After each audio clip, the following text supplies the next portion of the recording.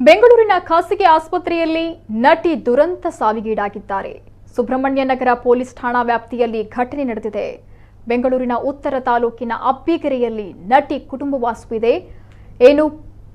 ಫ್ಯಾಟ್ನ surgery ಮಾಡುವಂತಹ ಸಂದರ್ಭ ಎಡವಟ್ಟಾಗಿದ್ದರಿಂದ ನಟಿ ಸಾವನ್ನಪ್ಪಿದ್ದಾರೆ. ಅಬ್ಬಿಗೆರೆಯಲ್ಲಿ ನಟಿ ಕುಟುಂಬವಾಸವಿದೆ.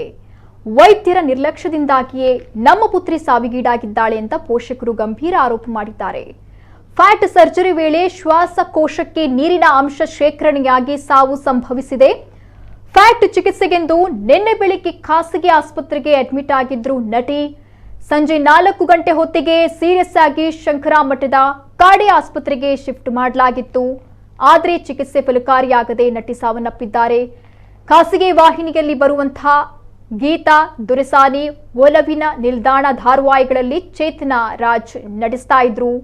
ಇನ್ನು ಬಿಡುಗಡೆಯಾಗದಂತ ಹವಾಯಾಮಿ ಸಿನಿಮಾದಲ್ಲೂ ಕೂಡ ಈಕೆ ನಟಿಸಿದ್ದಾರೆ. ಜೊತೆಗೆ ಒಲವಿನ ನಿಲ್ದಾಣ ಅನ್ನುವಂತಹ ಹೊಸ ಧಾರಾವಾಹಿಯಲ್ಲಿ ಮುಖ್ಯ ಪಾತ್ರವನ್ನ ಇವರು ನಿಭಾಯಿಸಬೇಕಾಗಿತ್ತು. ಇನ್ನು ಪೋಷಕರಿಗೆ ಮಾಹಿತಿ ನೀಡದೆ ಚೇತನಾ ರಾಜ್ ಫ್ಯಾಟ್ ಸರ್ಜರಿ ಮಾಡಿಸಿಕೊಂಡಿದ್ರು ಅಂತ ಹೇಳಲಾಗ್ತಾ ಇದೆ. ನಿನ್ನೆ ಬೆಳಿಗ್ಗೆ 9:30ಕ್ಕೆ ಆಸ್ಪತ್ರೆಗೆ ದಾಖಲಾಗಿ ಸರ್ಜರಿಯನ್ನ ಮಾಡಿಸಿಕೊಂಡಿದ್ದಾರೆ. ನಂತರ ವಿಚಾರ ಗೊತ್ತಾಗಿ ಪೋಷಕರು ಆಸ್ಪತ್ರೆಗೆ ಧಾವಿಸಿದ್ದಾರೆ. ಸರ್ಜರಿ ನಂತರ ಶ್ವಾಸಕೋಶದಲ್ಲಿ ನೀರು ತುಂಬಿಕೊಂಡು ನಟಿ ಪರಿಸ್ಥಿತಿ ಗಂಭೀರವಾಗಿದೆ.